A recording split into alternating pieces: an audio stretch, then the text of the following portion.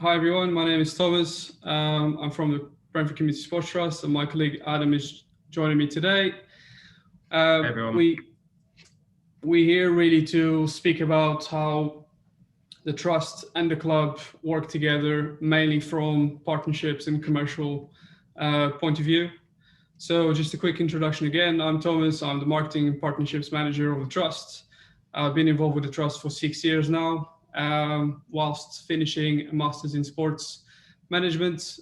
Since then, had various roles in program management, been involved with different sports for development programs across the trust, and lately have been obviously responsible for running the marketing side of things for the trust, helping out with the partnerships and commercial department as well. And the other side of my role as well is linked to international development, so managing the relationship between the trust and the FDN, which now we have 2 funded programs. So the Scoring for Health, which you're probably aware of, and Show Race and Record with other 16 European foundations.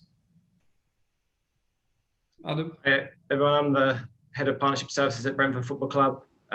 My role is mainly about bringing in new partners and activating and servicing the partnerships to make sure everyone gets full value out of them.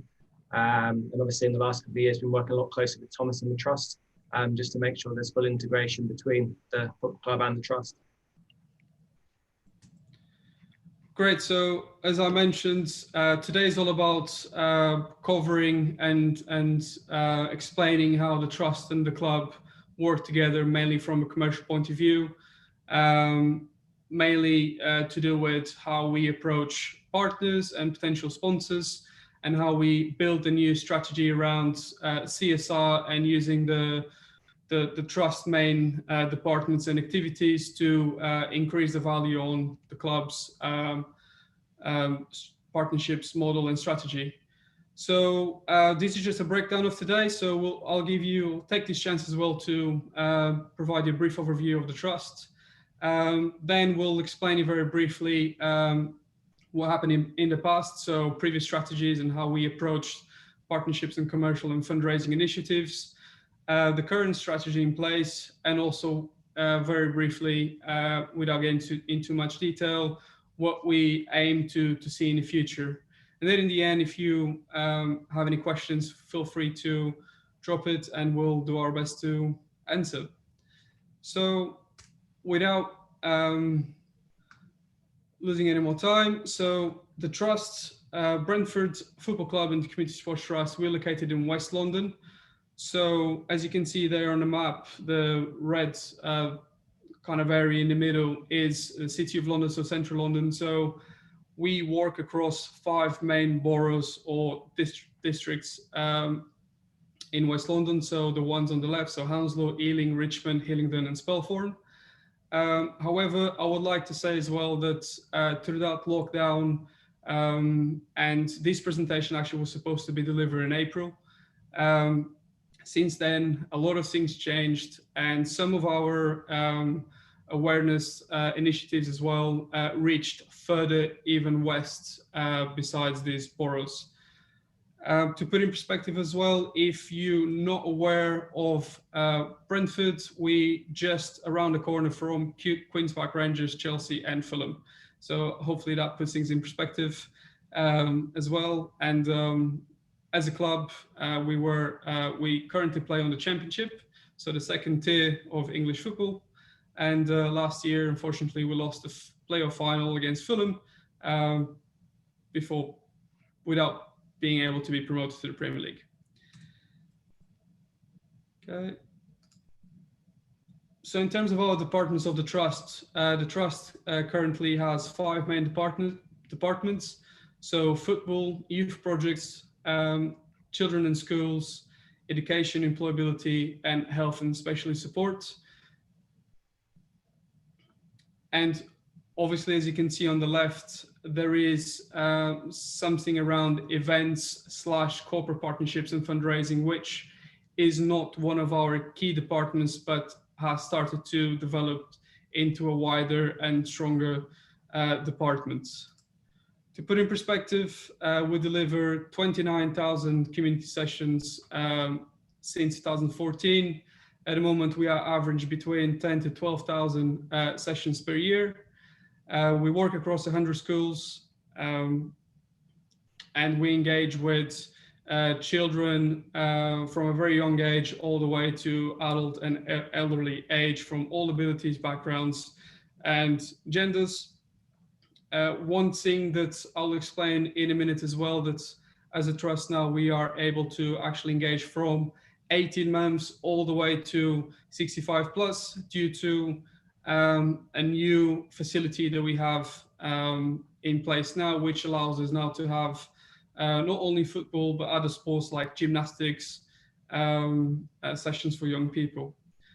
Part of the trust as well, and linked to my role, we aligned our internal strategy with the UN SDGs, and those ones there are the ones that really reflect and are aligned with our strategy internationally.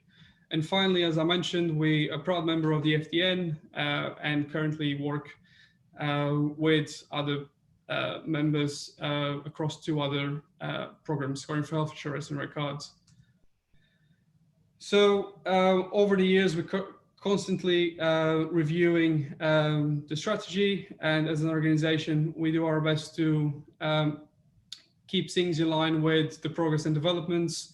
These are our latest values, but one thing just that I wanted to point out, this image here is our old offices. Some of you might be aware of it.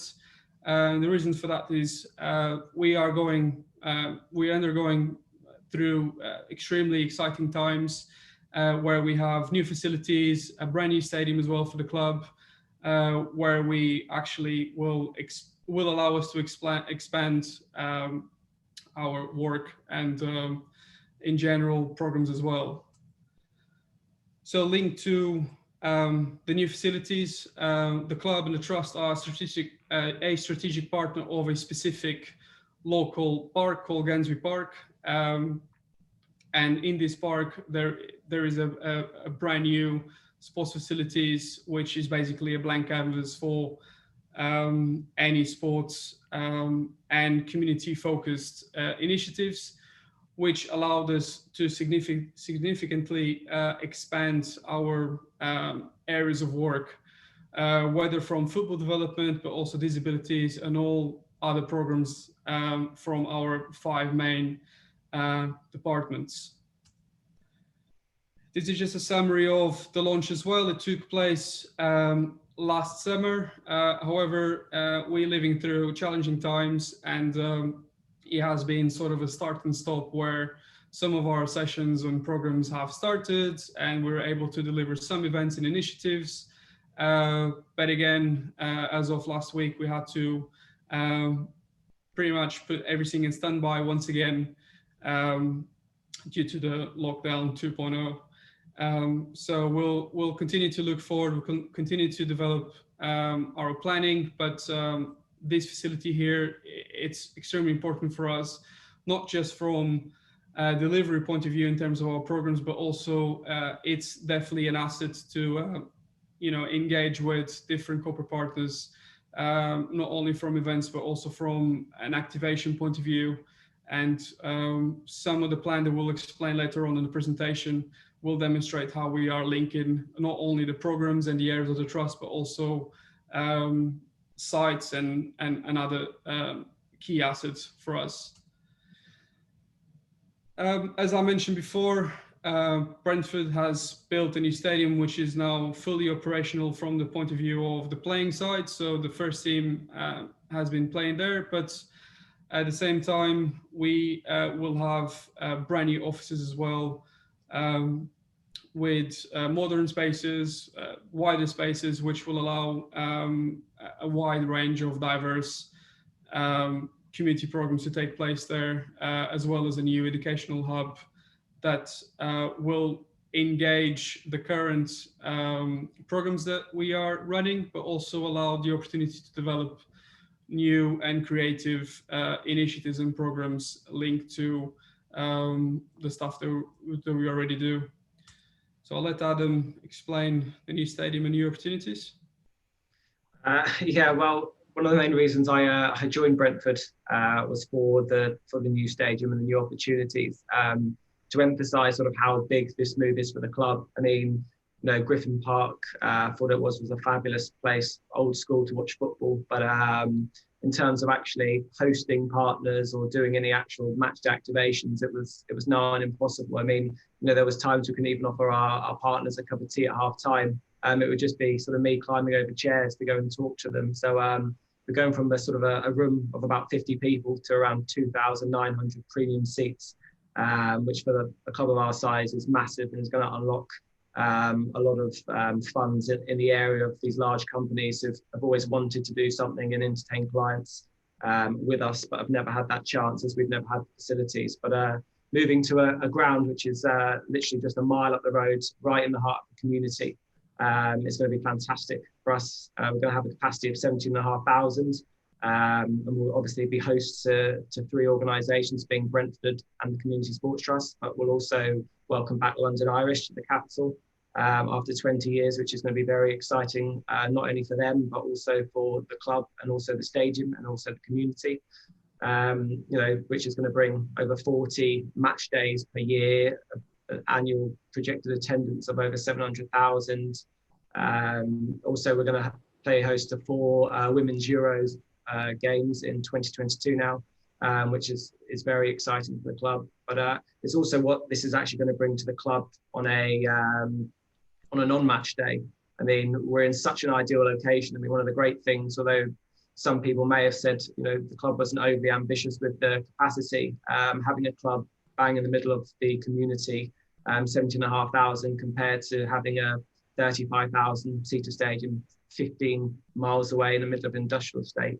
You know, this suits us way more, and obviously we're in the perfect location, being only 15 minutes from Heathrow, 30 minutes from central London, you know, on the Golden Mile with some huge businesses.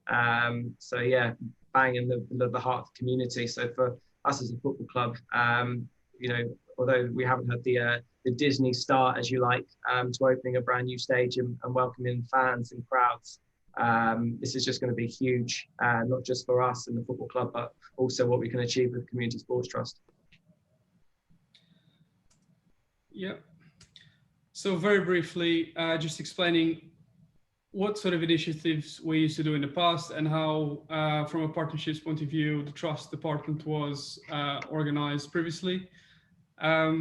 So at the past, we were quite disjoined from the club. So we had our own sort of strategy to go and try and find our own corporate partners, as well as kind of attaching ourselves to key fundraising initiatives like events like the Ride London, which is like the biggest cycling events in UK, other marathons like the London Marathon, other running events, and everything was very kind of ad hoc. And as you may be aware, it's extremely challenging for a community sports trust to go and find a big corporate partner, or in fact, to go and find a wide list of varied corporate partners that are willing to establish a partnership, mainly because there's so much you can offer, and at the same time, really extremely hard to then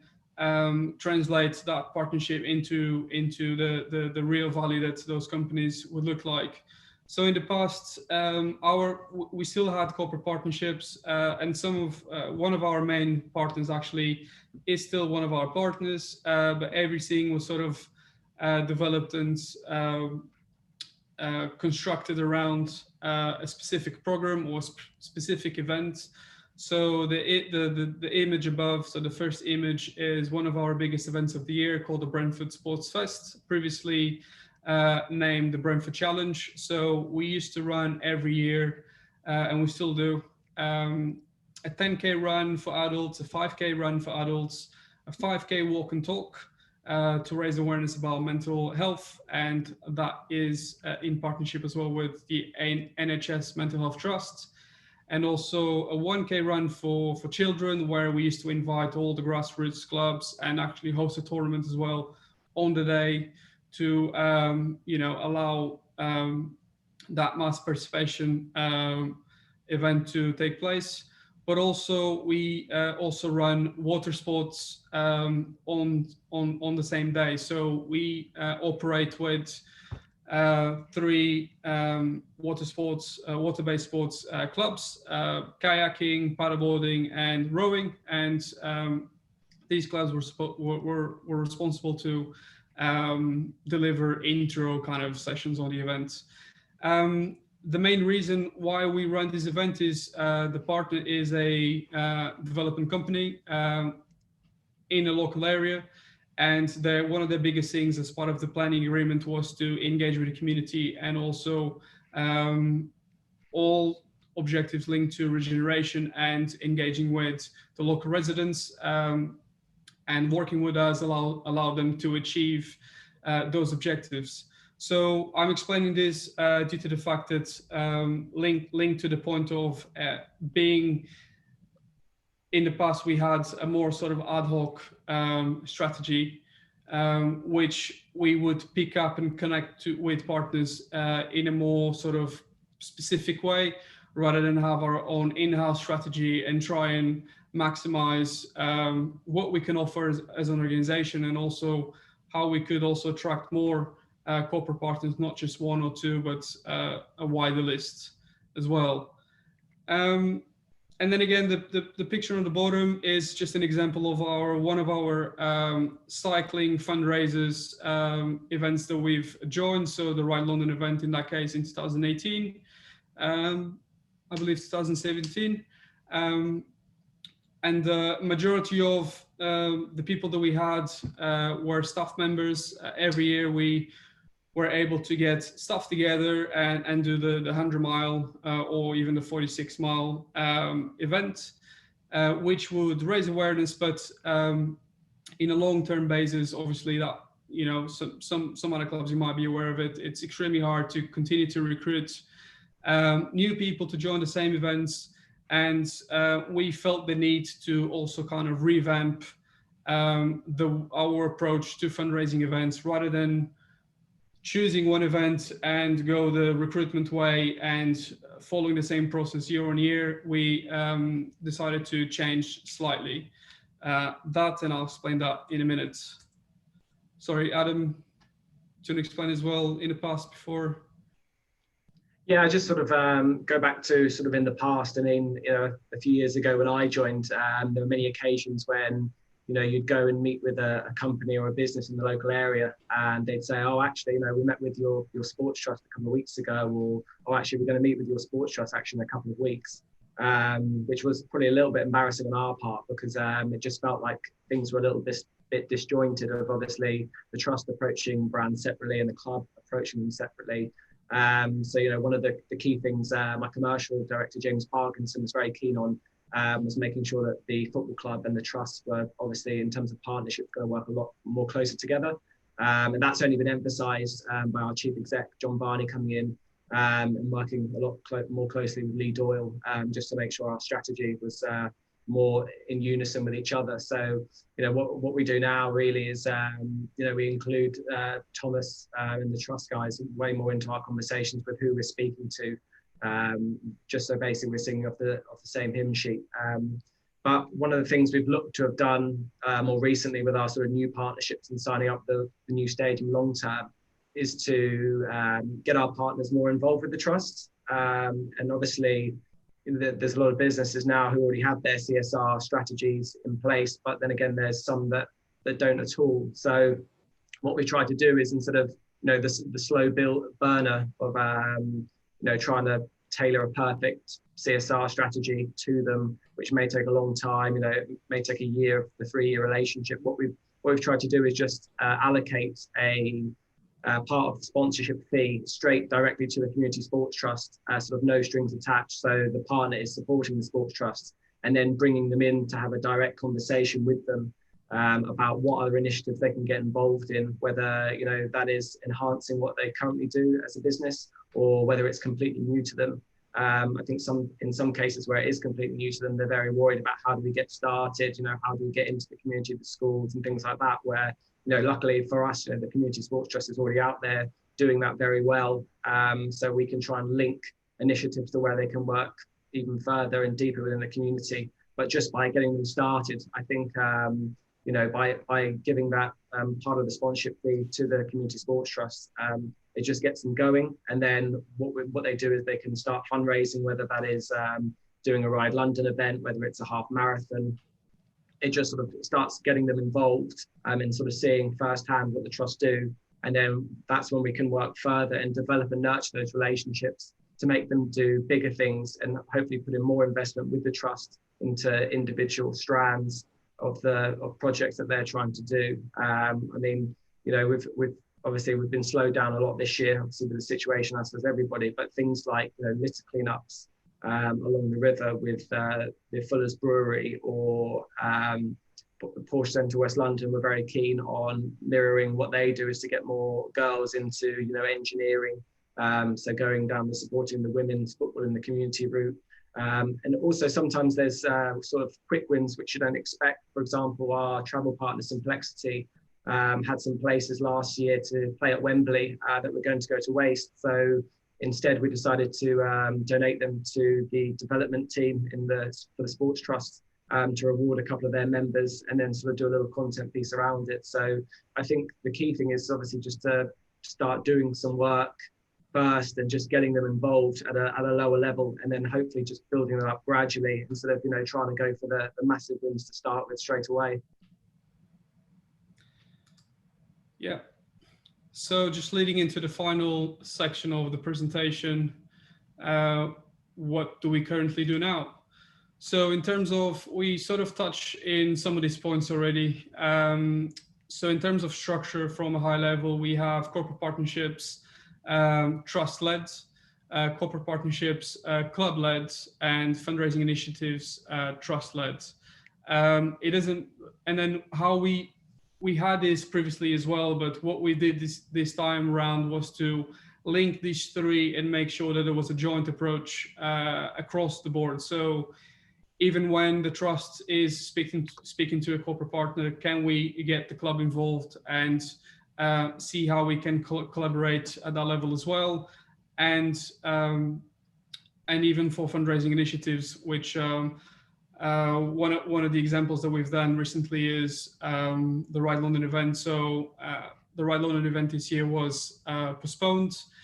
So basically in April, we realized that our fundraising plan for the year was pretty much scrapped, and we had to think about very quickly how could we achieve the same targets and objectives, but you know, through different initiatives. So we still used the concept of cycling as getting people involved and recruiting, but this time rather than just keeping things aside, we built a campaign around, and we built our own campaign linked to directly linked to the club. So we named it Brentford 1889 Challenge, which obviously 1889 is the year that Brentford was established, and also coincided as well with the last year that the club was playing at the previous stadium. And what we've done was we produced a cycling shirt with a cycling company, a really professional shirt with the same design of the farewell Griffin Park shirt, which was the commemorative shirt that Brentford used to play, so the third kit for last season. And that really captivated a lot of fans, and the reach that this initiative had was quite positive. Not only people in the UK took part in it, but we had fans in the US and Australia as well actually taking part in it. And in the end, we managed to raise £16,000, which was extremely positive for us. And then there is other fundraising initiatives that we're working through. And in terms of joining with the club as well, we always run a match day draw with a company called Thunder Inc. And again, that just shows how we wanted to really bring in everything in-house and have a strong foundation in terms of being club and trust together, thinking about things, using the relevant departments from a marketing point of view, from partnerships, communications as well, and make us all speak the same language and achieve even better objectives. So the current joint approach sort of had an effect on the breakdown of how our income looks like from a corporate partnerships point of view and fundraising as well. So the new strategy allowed us to definitely not only establish a good framework for the trust in terms of how we actually operate from a corporate partnerships point of view and engage with partners, but also gave us that security in a long term, knowing that some of the partners that sign with the club obviously sign for 1 or 2 or 3 years. And that is definitely extremely important, and also enabled us to engage with a wide range of corporate partners. So in terms of breakdown, as you can see, the growth at the moment is corporate partnerships led. Also, a part that we're trying to develop is how the trust itself can be that first door for a new lead, obviously joining up with the club. And obviously for the future, we would like to really solve our issue in terms of making fundraising wider and almost grow that area of work, which is extremely challenging and important for us. So how we actually did this, we basically look at the trust as a structure. Look at the trust structure, sorry, and the current areas of work. So on the right hand side, we have all the areas of work that we currently operate, which are directly linked to each department. And in order to create a partnership strategy linked to the club, we basically translated those areas into corporate readable language. These meant that we could simply interact with, when we interacted with a specific corporate partner, we would speak in the same language rather than just simply present the trust and our areas of work from the sports for development language, which we all know, the ones that work with the trust, and we live and breathe it. But for a corporate partner that, first of all, is not aware of CSR or what happens in the community or what a community program looks like, he wouldn't really understand, the subtopics in between those high-level topics. So on the left-hand side, that was our first attempt to translate it. And straight away, when we spoke to different partners and presented how they could engage with the club and the trust, we realized that straight away we were speaking the same language, and the message was getting across. Adam, do you want to chip in here? Yeah, I'd just say, obviously it's a lot more positive now, because I think it's just where, before, where Thomas or the trust would be out approaching other people, they've got a foundation of partners to really build relationships with, and try and get them, doing more in the community, and also actually seeing what gets done. And it's very much, they can have that hands-on approach with their members of staff and getting involved in initiatives, or it's very much as well that they can sort of just do simple things that do actually make a difference. But I think just sort of having these sort of clear areas of work, it just sort of emphasizes the direction that the trust and the club are going together. And obviously it's so wide, and there's so many different areas that other people want to get involved in. I think just sort of by honing in on these key areas, it sort of helps, not having too many options for people or confuse things further. Because I think sometimes when, some people want to deal with this, some people want to deal with that, and you can spend time talking and go around in circles of all the different areas, and then nothing gets done. So the key areas sort of to aim towards helps us a lot better, and also helps the partners sort of decide where and which areas they want to work in. So hopefully this really sums up what we discussed. So we looked at the trust as a in terms of translating it and for us to establish the joint approach with the club. So we have the trusts. We looked at our main departments. We defined 5 main pillars out of those departments, which each one of them is directly linked to a specific theme. On the right-hand side, then we talked about different ways of how corporate partners would see valuable to engage with us and the club from a CSR point of view and a community point of view as well. So I think one example is some partners might, a high-level partner that is looking for a really strong sponsorship might be looking at a wide variety of themes. Other corporate partners that we've met, for example, already have CSR well-embedded strategies, produce their own sustainability reports for years. And when we then present our approach this way, and also having in mind the UN SDGs and how those 5 main pillars are linked to those SDGs respectively, straight away there is a much more fluid conversation with those partners. So I guess this is basically our framework at a very high level point of view. And then as soon as we realize what sort of interests more the partner, what I like to also sometimes ask is, what is the company more, focused more in terms of what they want to do in the community or from a sustainability point of view.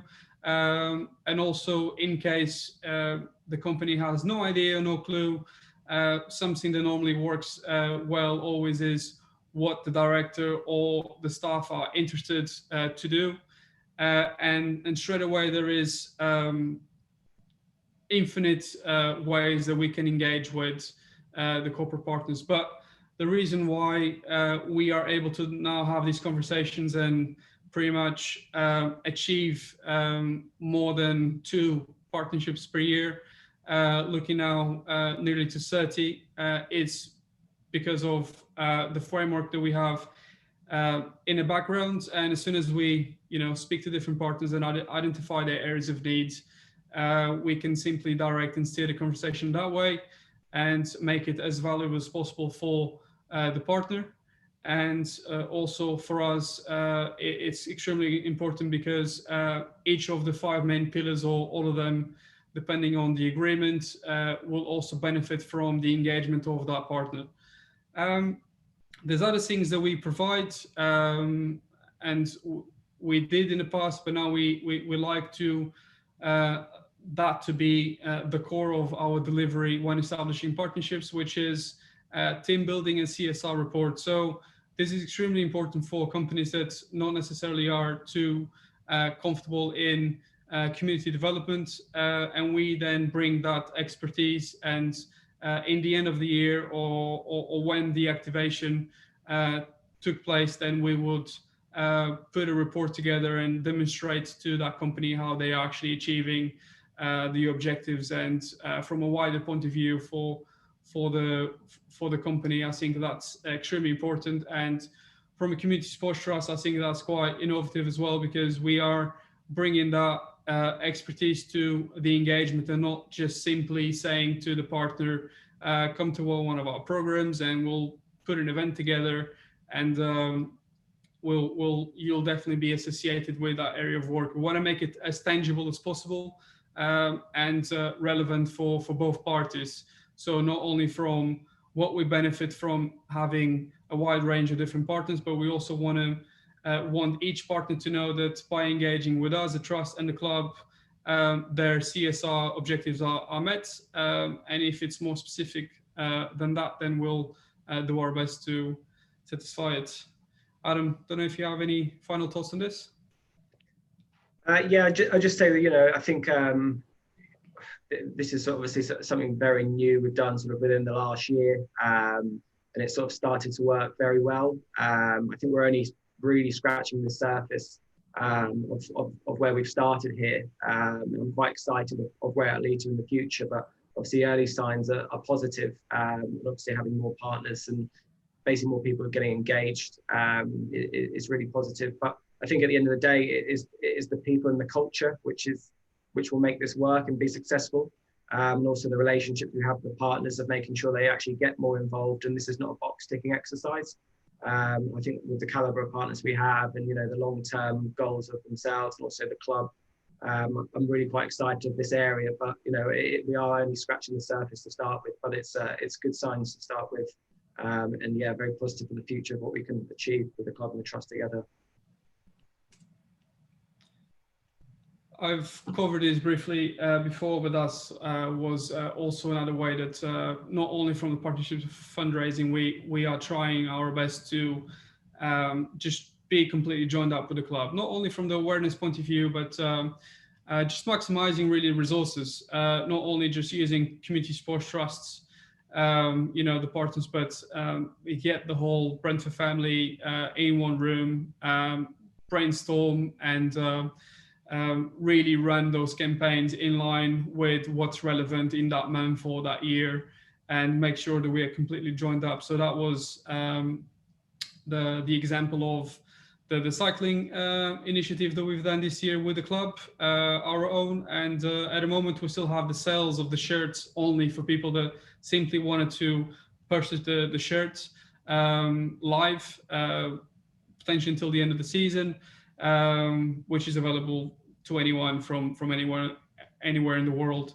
And on this note, really, I think the same approach that we have between trust and club can be applied to many other trusts, because in the end of the day, we're all trying to achieve similar or the same objectives. So sometimes, from a fundraising point of view, I think it definitely, works well when two or more foundations or clubs get together and run a campaign. There are many examples in the past of clubs that work together. So this is just my, calling for anyone that is up for, discuss and do a session on how we can work together from a fundraising point of view. And it doesn't have to be UK based. We can run it anywhere in the world. So to finish off, really, I think there's two questions. The future, it's really this slide. We are still working on it. As Adam mentioned and I mentioned before, we're simply scratching the surface now. We believe now that we have a strong foundation and framework to work from. This is our second year now starting with this new strategy in place. The first year was quite positive, as we mentioned before.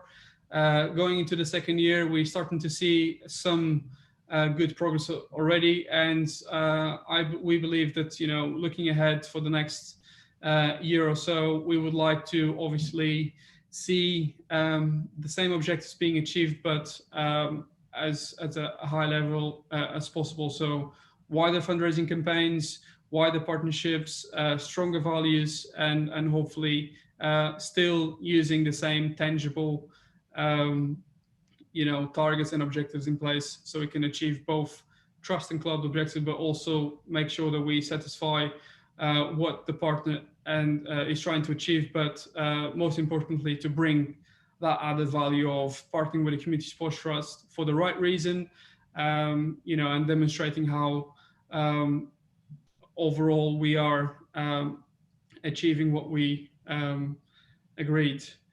So I think that's it for us. Apologies for any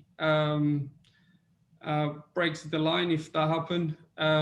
It's quite challenging to be speaking to someone that you cannot see. So so thanks for your patience.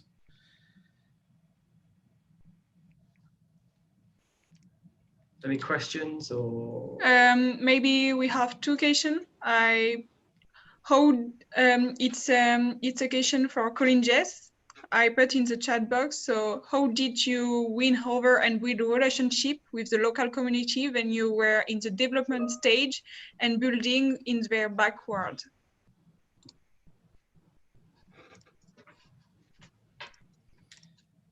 I think there's two two main points to answer this question, which is the stadium obviously has been developed by a a company called EcoWorld. It was part of the Section 106 agreement, which is this holistic development plan across Hounslow. And correct me if I'm wrong, Adam, on this one. I think from a fan's point of view, I don't think there was any backlash, and I don't want to say anything around it in terms of not being correct, but I think there was a big motivation and excitement that we were moving into a new stadium. And the trust itself, I think we were seen slightly separate from it because the work that we do is already well established in the community. We don't work only in Hounslow where the club and the stadium is based. We work across the 5 boroughs around Hounslow. So I think from a community point of view, the fans are really aware of how wide our programs are and how much we care for all the different areas that we engage with.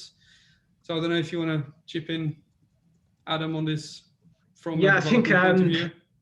We say about obviously building in their backyard. I think that there's been talk of stadium being built, I think, as far back as 20-something years. So I think it was always happening. And it expected, it was just where it was and the site that was identified. And, you know, it was a site that was, you know, I think when I stood there on groundbreaking day, I didn't actually think they'd fit a stadium into it. So they've actually really improved an area of Brentford and made a much nicer place, obviously with the homes being built as well. I mean, EcoWorld's ethos, who partnered with us, is really about building a community where they build homes. Sort of, they don't just turn up, build and leave. They sort of, you know, build a whole community and complex and shops and restaurants around it. And one of the things they did as well as partnering with the football club, was do lots of community projects with schools and designing and planting and, you know, taking them to site when it wasn't, you know, too much of a building zone. And yeah, they really tried to involve the community as much as possible throughout the process. And I think obviously with it going quite smoothly, there wasn't too much disruption apart from one road closure, which was used as a cut through to get to the M4. But other than that, I think we escaped quite well. Yeah. Thank you so much for your presentation, for your great presentation. You can see all the good feedback in the chat. So thank you again, and we switch for the next presentation. Great. Thank you for your help. Thank you. Bye. Cheers, take care. Thank you.